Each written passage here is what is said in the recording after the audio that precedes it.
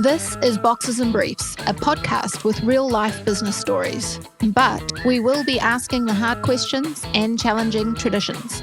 So broaden your thinking with fresh perspectives and solve problems for business success. Hello there and welcome to another episode of Boxes and Briefs. My name's Lisa Garrett. I'm Tori. Hello. Today we have with us Mark. Now Mark Saunders is his own boss at a company called Phronesis. He's a conflict resolution specialist. So guess what we're talking about today? He has experience across the general practice of law, consulting, mediation and board roles. So he is the expert. Mark, tell us why we've got you here. Like, what do you think it was that attracted me to bring you into conflict resolution to talk with us today? Yes, you've heard me talk about it on lots of different occasions. I have. And I'd like to think that it's because I have both a theoretical knowledge about conflict and practical experience in dealing with it. And I use that knowledge and experience most days to help people resolve conflicts or disputes, differences, arguments. Yes, I've had a few philosophical conversations with Mark. I would actually describe him as the dad who you've never had, who gives you great advice and has a ton of interesting stories. Well, that's very kind. So let's get into it. Tell us some stories. So I want to know how you got into this field. Like, did you have a big conflict and then decide, actually, I handled that pretty well, I'm going to help other people do it? Like, what's the story of how you got in? I guess it depends on where you want the story to start.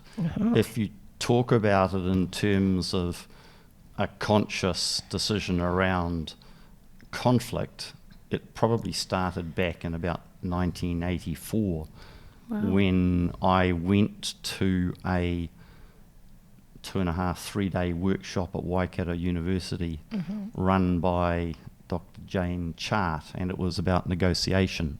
And at that stage, I'd been a practicing lawyer for 3 or 4 years. Lawyers naturally are involved in various disputes for their clients, but even in that early stage of my career, I'd become a little bit disillusioned with what the law offered in terms of how to resolve those disputes. I also wanted to get better at negotiation, and if my recollection's correct, it was an opportunity put on by the Law Society, and it's run most years since then in one form or another.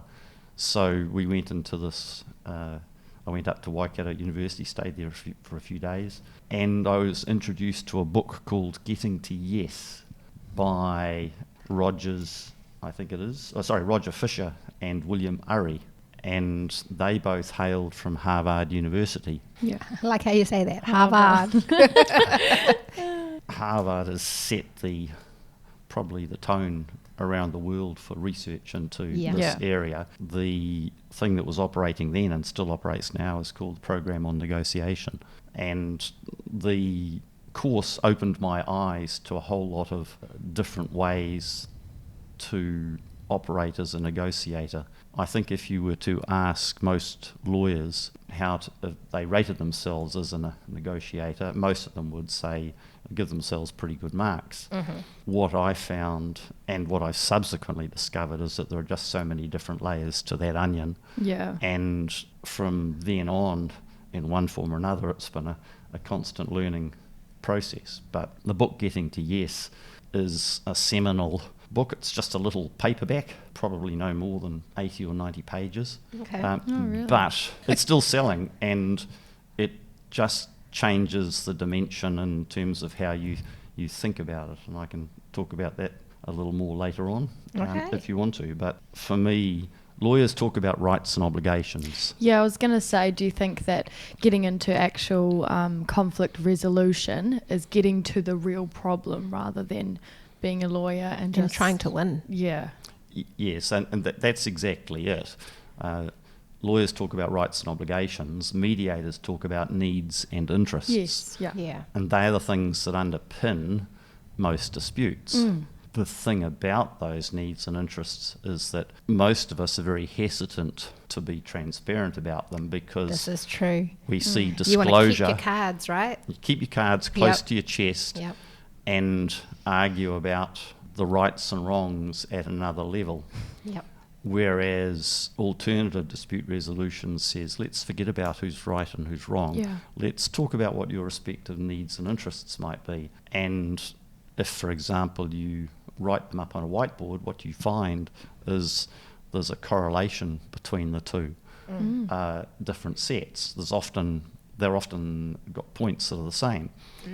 And those points of similarity form a basis or a platform from which you can then have conversations about how you address the other aspects. Yeah, exactly. I think there's Interesting. two people, polar opposites. One is the one who says what they want and I can fulfill it. The other one who likes the argument or likes the journey and having the conversations, and they'll go wiggle, wiggle, wiggle, wiggle until they actually get to the point they're trying to make. That feels like a time waster.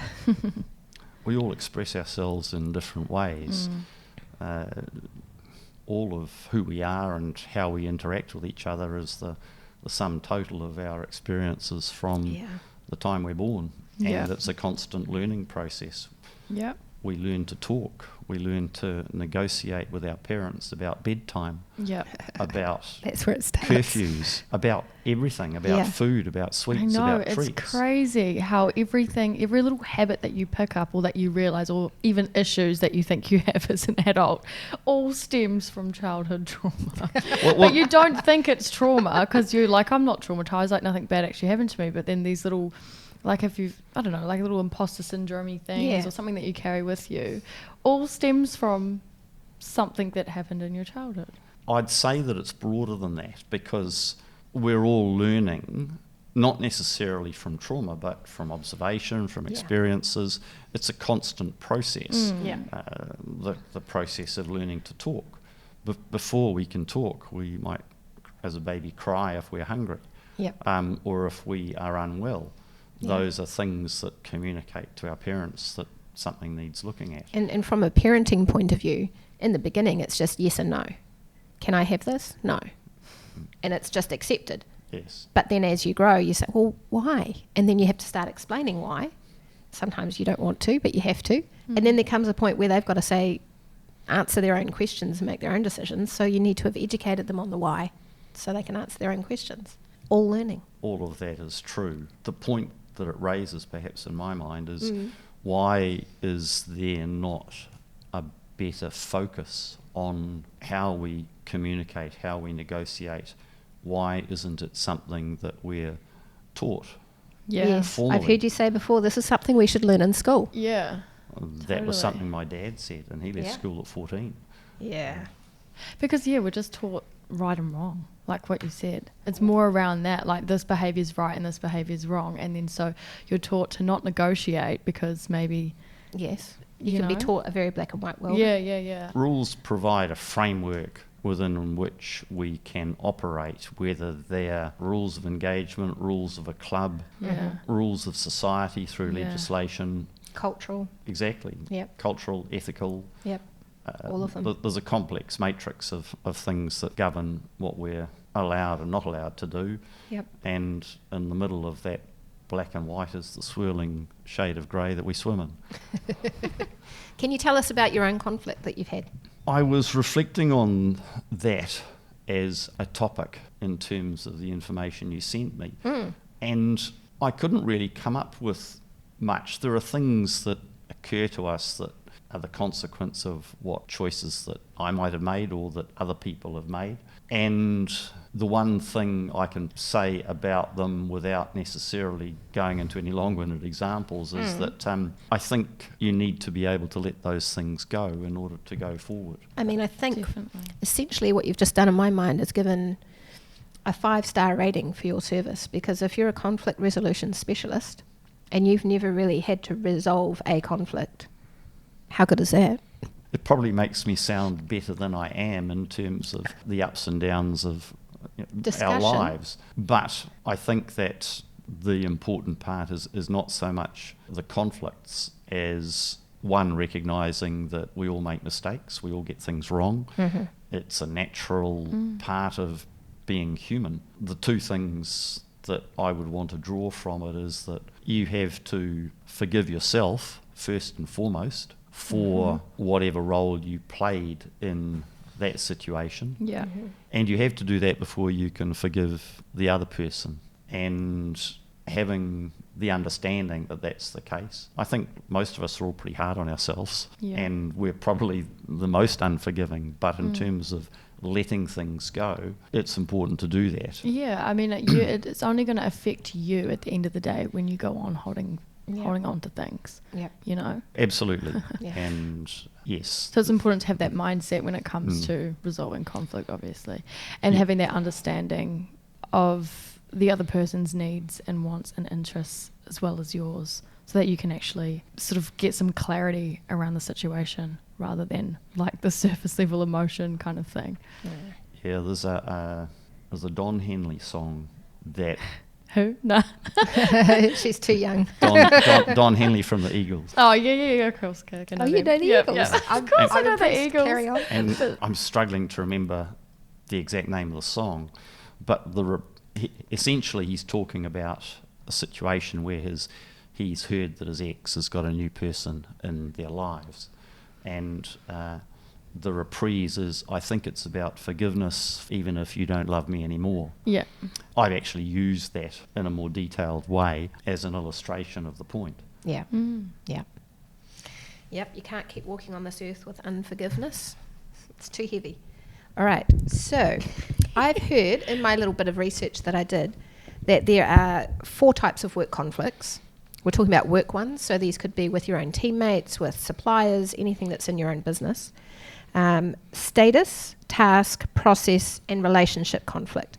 And I was going to ask you to explain them to me, but I think you've got another angle on it. Yes, I think in thinking about that, because you gave me the heads up that a topic, I decided to Google it myself, and I came up with a whole lot more heads of and examples of conflict within the workplace. And if you think about workplace as an organisation, as you point out, there are all of the internal connections from the chairman of the board down to the janitor, hypothetically, and all the people that work in there. There are segments. There might be sales, there might be marketing, there might be manufacturing, there could be all sorts of different components that make up your business. And then there are your customers, and then there are your suppliers.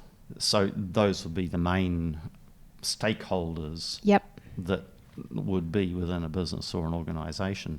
The pivot point for all of those relationships are human beings that hold positions within the firm, either or the company, as managers, as workers, as labourers, as board members, and equally in all the people you deal with, all the other organisations you deal with, there are those same stratas of human beings. Yeah.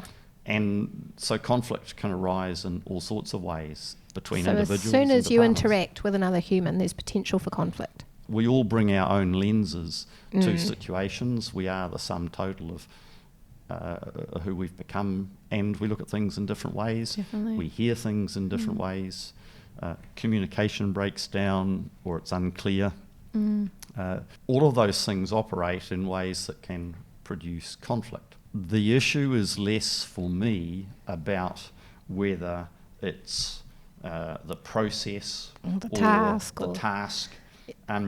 For me, it's about the framework within which you operate. And for an organisation, let's assume for the sake of the discussion it's big enough to have a strategic plan. Most of the time in that plan, there is an articulated set of values. One of them might be integrity.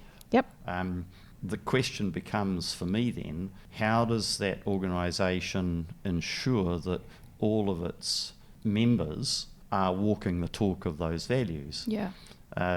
Providing integrity in all of their relationships. Even in conflict?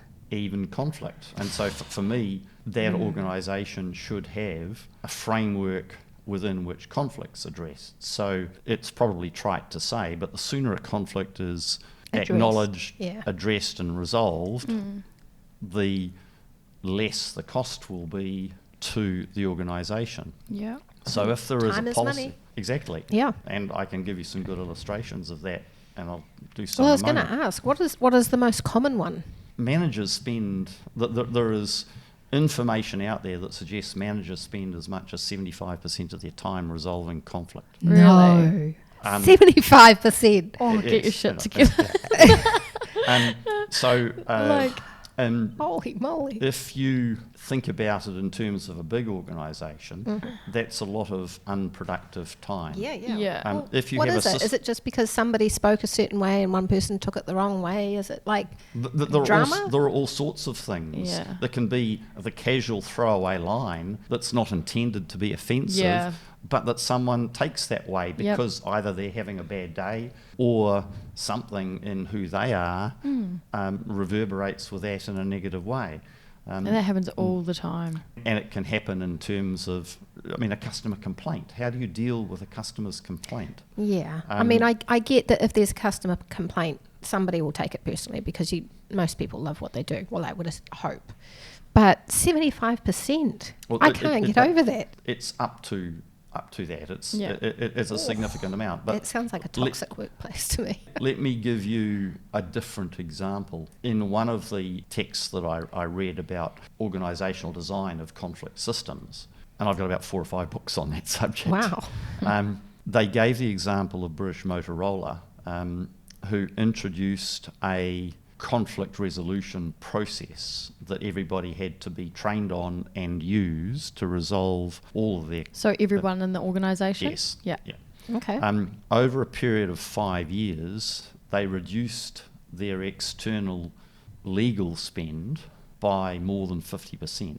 So that is lawyers outside, not internal company lawyers. Yeah.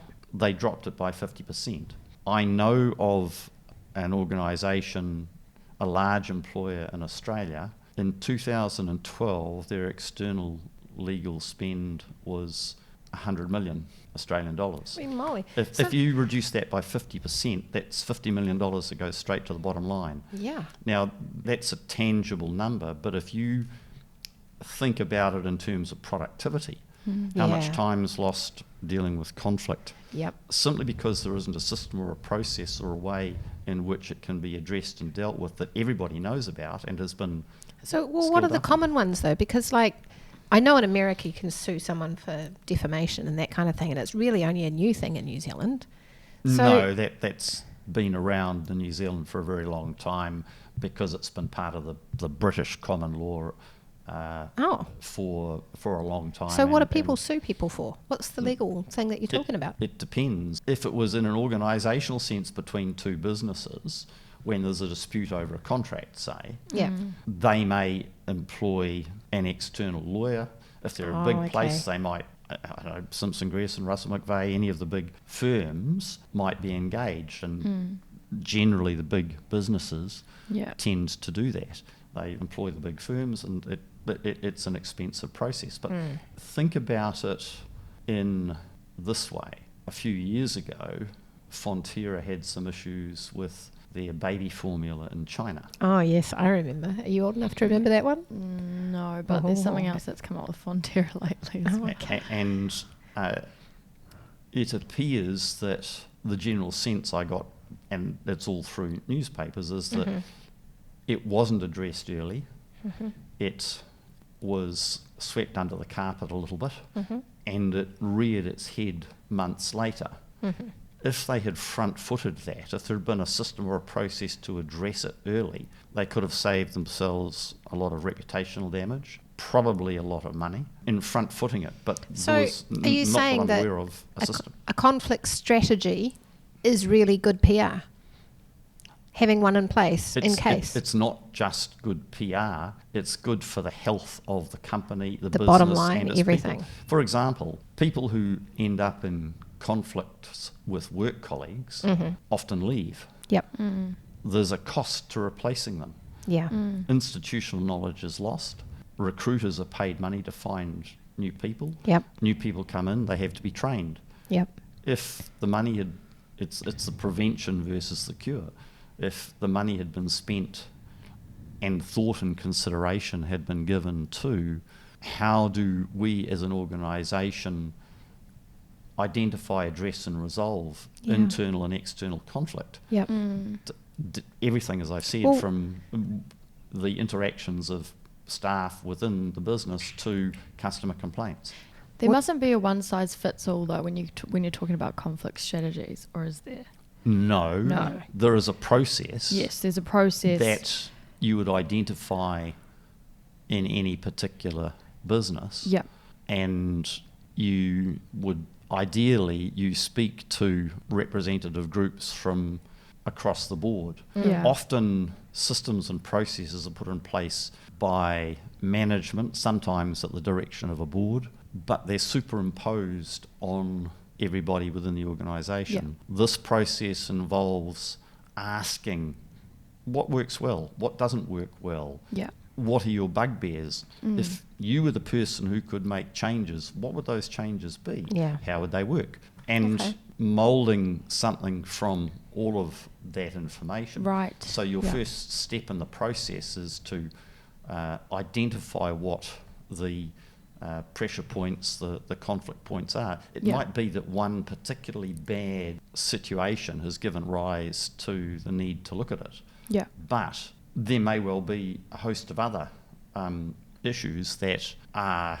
unaddressed, unacknowledged. Yeah. And it's a little bit like, do I tinker with something to just address this symptom? And that comes back to the thing we spoke about with areas of conflict. Or do we improve the system so that it operates much better as a whole? When are the red flags, the signs that say that you need to bring somebody else into the situation? When the company is failing. That's a big flag.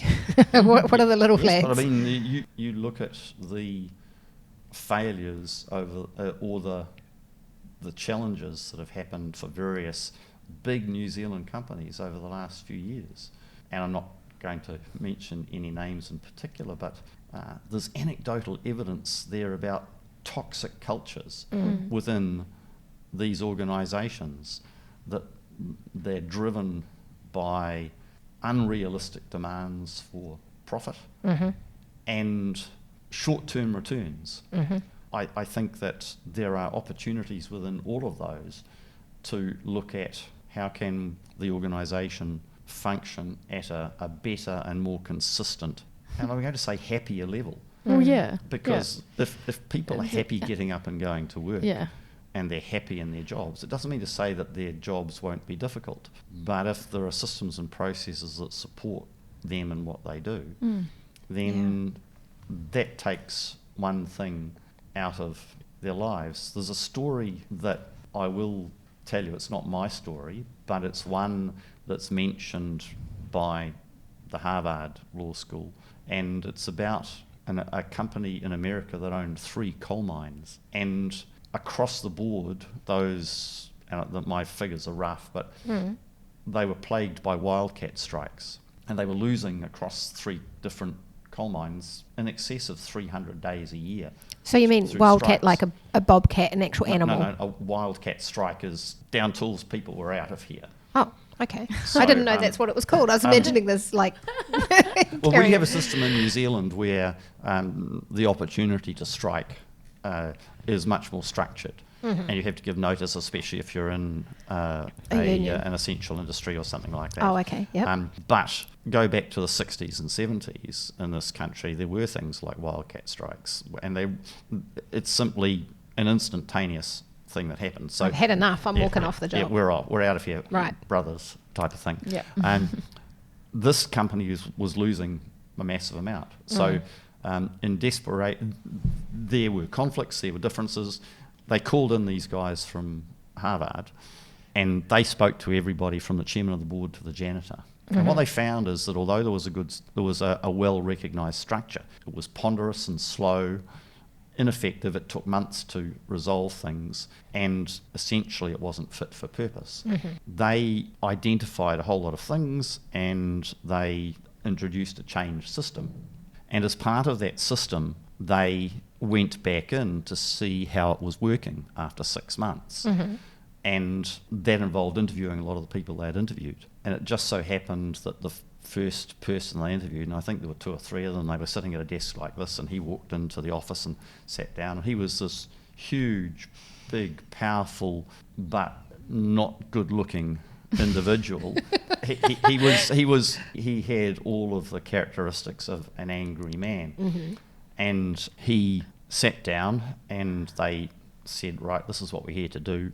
This is what the process will look like. It'll take about 25 minutes or whatever, and we'll ask you these questions. And they said, do you understand that? He said, yes, I do. Can I say something? And they said, sure. And he said, I just want to say thank you. And they said, why? And he said, well, in the time that you've been here, you've taught me a whole lot of things about who I am and what I do. I've been a really angry person for a really, really long time, but you've given me some ways and tools to be able to deal with that. And that's a big he shift. said, it's meant that I'm happier in my work. But not only that, I've been able to use some of those things at home. Yep. And so because I'm happier in my work, I'm happier at home. And because I'm happier at home, I'm happier at work. Yeah. And because I'm happier at work, I'm happier at home. Happy And, days. that's great, Yeah. you're welcome, etc. And they went and completed the thing, that's fine. Yep. And then the next guy walks in, and the same scenario, they ran him through the process, and they said, do you have any questions? He said, yes, I have a question. And he leaned in and said, what did you do to Joe? And he was referring to the guy The big guy. that was in there. And essentially his colleagues, his workmates, had noticed this change in Joe as well. Yeah. Oh, that's And they were awesome. asking what it was. And it was at that point that the penny dropped, that the ripples in the pond of what they were doing go much further than that. And I thought that was a great illustration of how something like this, a proper process. Yeah, process that encourages listening to make sure the person feels heard, and then quickly dealing with it. The other part of it was, and this is the example, a possible example, a guy would come to work and find that his boots were missing out of his locker. Right. And so he would go to the foreman, and the foreman would say, can I have a new pair of boots? Yep. And the foreman would say, no, you can't. And next thing, they're all out on strike. The Right. reason the foreman said no was because he wasn't authorised to Yeah. give a set of boots. So you lower the authority levels to people to resolve conflicts. You empower them Yep. to do so, and you Yep. provide them with the support to enable them to do so. Takes a long time to go up a chain of command. Yes. Yeah. And that was one of the changes that they made. Love that. And this is Empower this your is a managers and your sub-managers and your assistant managers to deal with what they've got to deal with. and they feel empowered and supported, Yeah. which also in its own way helps them. I would assume, though, that if a manager made a mistake of saying, yes, we can get the boots because it seemed obvious to them, and then it was a wrong decision, they'll have to deal with that, won't they? Yes, but again, that can be dealt with within the process, because the part of what happens is that those managers are supported in their decision making. Yeah. If people are making mistakes, and we spoke about this earlier, we're all human, we all make mistakes. It's about recognising that we don't get things right all the time. If someone is consistently making and repeating mistakes, that's a different matter. You then might have to apply some other methods and help to resolve those issues or improve that situation, whether it's training or whatever it might be. And that's obviously something that's an integral part of employment here in New Zealand. But just having an all-embracing system that's part of your bigger plan and how you do things, that everybody buys into, everybody's aware of, can make a massive difference. Yeah. What would an employee do in a situation where they feel like the leader or the CEO or whoever is sort of, the head honcho in the business is the problem, or is the person that is holding the most conflict or whatever? What does those things are incredibly hard Yeah. to change for people lower down the chain. Yeah, that's what I was And thinking. it comes back to what I was talking about in relation to the values. If, let's say, for example, that business organisation has a great set of well-publicised, evident values. Well publicised. Well, I mean, they're well known Everybody would have to know to about all the Okay. stakeholders. Yeah. Right. So lots of them have them up in writing and what have you. But let's, for the sake of this discussion, say that's the case. Yes. A great question for that person in the leadership role is, can you please explain to me how this behaviour reflects our values? Yeah. Now that might that might provoke. It'll go one way or the other. Yes, it will go one way or the other. Yeah. But then that person knows that, depending on which way it goes, that either something might change or it won't. My observations tend to be that people that are in that situation, as in those leaders, are generally disassociated from those values, and you need to find another organisation to work in. Because it's not living up to its values. Yeah, and it usually doesn't really change for a while if that's the case.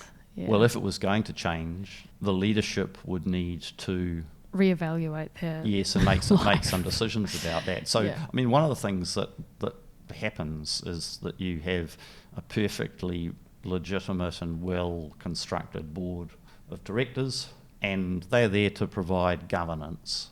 Management are there to run the business. They run the business within the governance framework, the strategic plan, whatever else is involved in the company. If management are not walking the talk of the values, then that becomes a board problem. If the board is sufficiently engaged to know and understand what's going on and the consequences for the business, and they can then, through the chairman, ask for a questions. mirror to be held up. Well, yes, ask for questions. Yeah. For the manager to be questioned, and for the CEO or whoever it might be. And I've seen numerous examples of this over the years as someone who's been on a few boards. Yeah. And walking the talk is... Boxes and Briefs is proudly brought to you by Gilligan Shepherd, the problem solvers in business. Okay, Mark. What ethical dilemmas have you encountered in your role as a conflict resolution specialist? Ethics can have a whole lot of connotations and aspects. Can you give us some? In thinking, well, I'm going to, Yeah. in thinking about that, neutrality. When you're operating as a mediator, you have to be strictly neutral. You might get, Be so hard. and we often do get situations where you might feel that one party has been utterly unreasonable. You may not get that early on. It may be something that you develop when you find out more information, because mediation is essentially a process, and during that process you uncover a lot of information about what the conflict and the dispute is about, but you also find a lot of other things that are germane to it, but not necessarily the immediate part of the conflict. So the way someone has spoken to someone, they might have abused them, they might have sworn at them. That in turn has reinforced the perception of the other party that this person's unreasonable and can't talk with respect. And that those things tend to load up, especially over time if they're repeated. You have to be absolutely impartial and neutral in terms of how you do it. You conduct yourself and what you say, non-judgmental, etc. Is it by having the mentality of like, there's a reason why they lashed out like this, there's a reason why is it kind of like always justifying behaviours, because then it gives you some kind of like Understanding of the problem. of the problem, even if you think it was wrong. But those things are all indicators, but generally they're indicators of something else. And so the issue becomes, how do we dig down to the other thing and find that out? But another one is confidentiality. The beauty of a proper mediation is that anything that's said around the table within the room is strictly confidential. So if one party tells me something that's either really destructive to their case or their situation or their position, I can't tell the other person.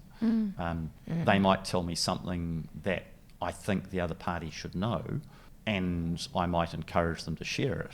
Again, around the transparency, around the needs and interests thing. But another one is disclosure. The fact, as I said, I can't disclose what one person says to me or one party says to me. So part of the process is often what we call caucusing. So we've been around the table, we've identified what the issues are, we may even have identified what some possible options to resolve it might be.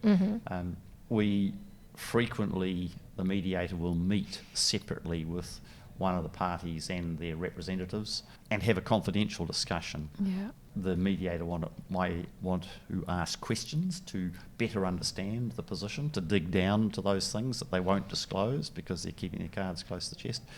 And that conversation is confidential and the mediator can't disclose it, and vice versa when he goes to the other part. So those are things that are important. You have to watch, yeah. Another one for the mediator is trust. Both sets of parties and their advisors, if there are lawyers or other people present, have to trust the mediator. The mediator has nothing to gain from any particular outcome. For example, the mediator will be paid whether they reach a solution or not, because it's not the mediator's job to provide the parties with a solution. The mediator's job is to take the parties through a variety of scenarios that may help them reach a conclusion that is their own. And that's one of the beauties of resolutions that are made through mediations. Yeah. They are generally the parties' solutions. Yeah. And if it's their solution, they're more likely bigger the buy-in to... Yes, and it's not a judge hasn't said, you're right, you're wrong, thanks for coming, go away. Well, then how do you measure a successful resolution? Because I've always imagined that there's always one party that got what they wanted and one that didn't. The idea of the mediation is that they both walk out happy, or happier than they were when they came in. I mentioned that I was in a mediation earlier this week, last week, and I said I would like whatever resolution you come to for each of you as parties to look back on it in 5 years and say we're still happy with that. And the solutions that generally don't fit that description are compromises. And because compromises generally require you to meet somewhere in the middle and give up some things that you thought were important, and those sorts of things are the things that are likely to rankle in the future. Very true, And also to stop you letting it go. And so, Lisa, you've heard me describe compromise as a dirty word, because for that reason, and the rationale being you simply haven't worked hard enough to find other options that might have led you to a solution. Okay, well, let's play with a scenario. What strategies would you employ to get Prince Harry and Meghan Markle back into the palace? I would first want to know a lot of the reasons why they weren't there.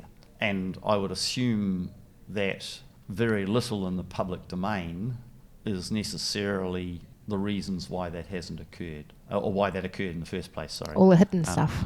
Yeah, there'll be a lot that we don't know. There always is. So firstly, I'd want to find out what had gone wrong and how it had impacted, let's say, Harry and Meghan. And the next thing I'd want to know is if they did want to get back, and why.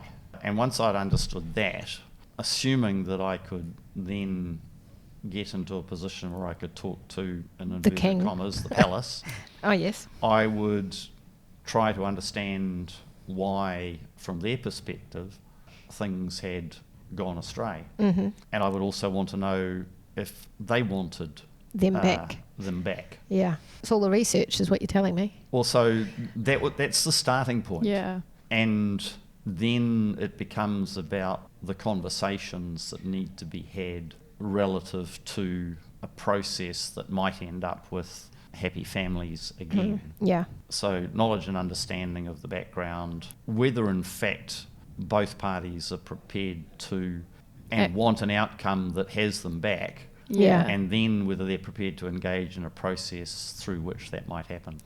But I think that knowledge and research thing is probably the number one rule for all misunderstandings. Like, if I've said something and somebody else has been triggered about it, I might have absolutely no idea why that's a trigger for them. But if I spent some time finding out why, It's not going to be an argument. It's going to be, I'm so sorry I said that. I didn't mean to trigger you.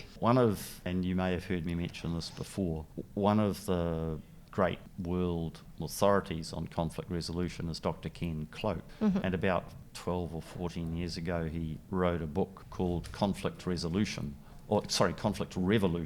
subtitled Mediating Evil, War and Terrorism. And one of the issues he raised is, if we refuse to negotiate with terrorists, how are we ever going to resolve their issues? In other words, irrespective of anything, we need to be talking. And most of the world's conflicts that are going on is because there was insufficient dialogue, insufficient communication. An example of it being more or less settled is the conflict in Ireland that started with, went back centuries and then manifested in the Irish Revolution and was still going in the 60s, 70s, 80s. There was still violence. There were bombs going off in places. And yet some people managed to persist with a dialogue that resolved a lot of those issues. There are still problems, but they're not manifested in violence in the same way. People aren't dying at the rate they were. There are not armoured cars driving through the streets of Belfast. That's a great example of where continuing dialogue actually helped a situation. Okay, then for our listeners, what is your biggest piece of advice around resolving conflicts? I mean, my takeaway is knowledge and research, but what's your biggest? If you find yourself in a situation where you're drawing negative conclusions about something that's happened and about the other parties, reality check your assumptions. Okay. And the 5 great questions: where, why, how, what and who.